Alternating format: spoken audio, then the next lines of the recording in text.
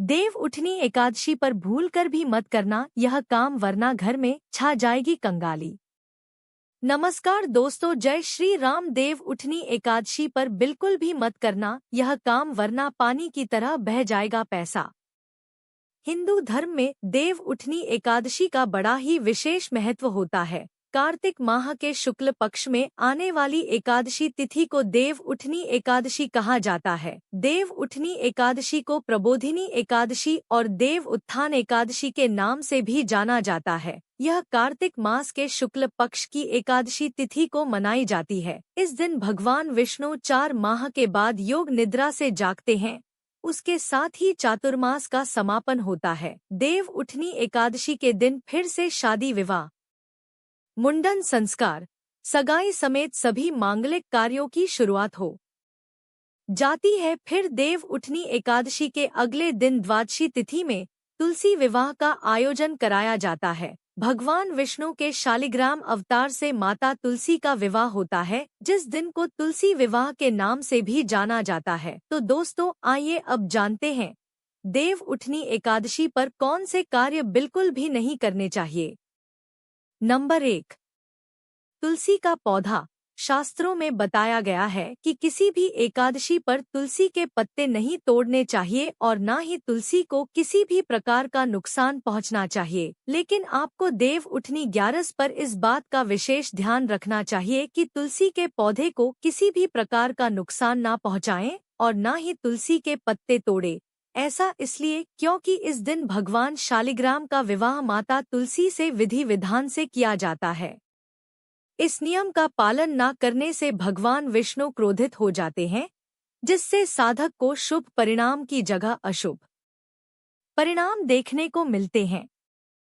Number 2, देव उठनी एकादशी के दिन झाड़ू लगाने से परहेज करें, क्योंकि झाड़ू लगाते समय भूलवश कई सूक्ष्म जीव मर जाते हैं और इसका पाप लगता है, जिससे कि भगवान श्री हरि विष्णु नाराज हो जाते हैं।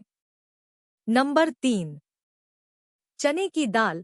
दोस्तों, देव उठनी एकादशी तिथि के दिन कुछ चीजें ऐसी हैं जिनको खाने से बचना चाहिए, जैसे मसूर दाल, चना दाल, उड़द दाल, गोभी, गाजर, शलगम, पालक का साग आदि का सेवन नहीं करना चाहिए। साथ ही इस दिन शारीरिक व मानसिक तौर पर किए जाने वाले बुरे कार्यों को भी करने से बचना चाहिए, क्योंकि शास्त्रों में देव उठनी एकादशी को मोक्षदायिनी तिथि भी कहा गया है। इसलिए देवनी एकादशी तिथि के दिन इन चीजों का सेवन बिल्कुल भी नहीं करना चाहिए।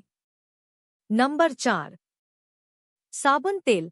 प्रिय भक्तों, देव उठनी एकादशी के दिन साबुन तेल और शैम्पू का इस्तेमाल नहीं करना चाहिए। मान्यता है कि देव उठनी एकादशी के दिन इन चीजों का इस्तेमाल करने से घर में नकारात्मक ऊर्जा का वास होता है, जिससे घर में अशांति का माहौल बना रहता है। इसके अलावा भगवान श्री हरि विष्णु नाराज हो सकते हैं, जिससे साधक भगवान श्री हरि विष्णु जी की कृपा से वंचित रह सकता है।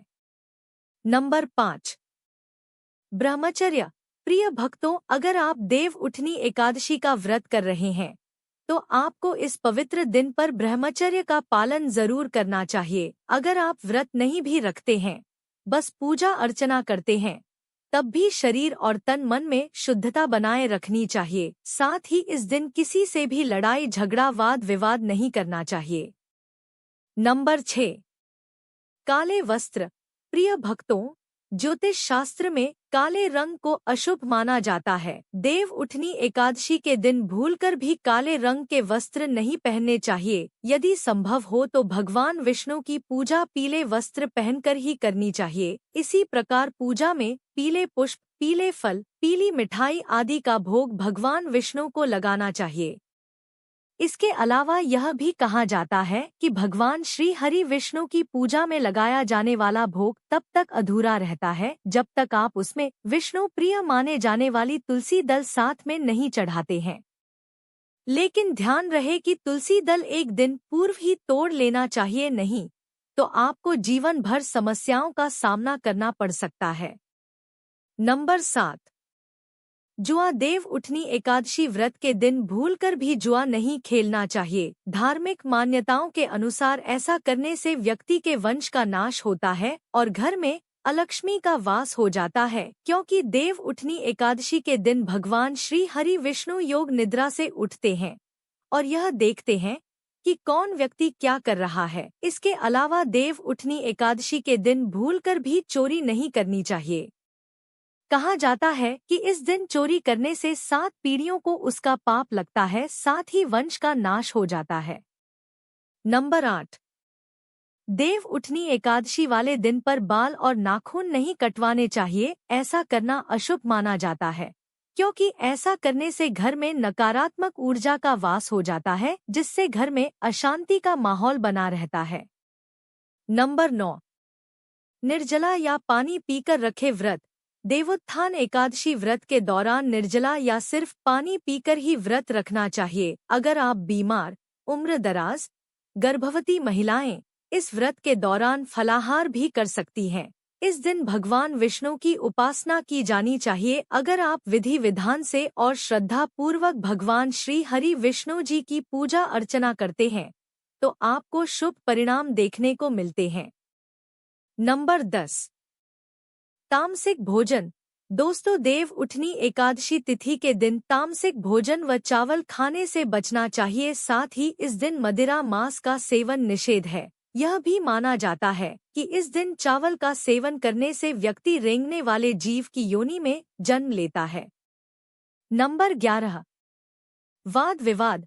साथ ही देव उठनी 11 के दिन व्यक्ति और खासकर व्रत रख रहे लोगों को किसी भी प्रकार के वाद विवाद से बचना चाहिए। इसके साथ उन्हें किसी भी प्रकार के गलत शब्द का प्रयोग नहीं करना चाहिए। इस दिन हर समय भगवान के नाम का स्मरण करना चाहिए। ऐसा करने से आपको भगवान श्री हरि विष्णु जी की असीम कृपा प्राप्त होगी, जिससे कि आपको जीवन में शुभ परिणाम देखने को मिलेंगे।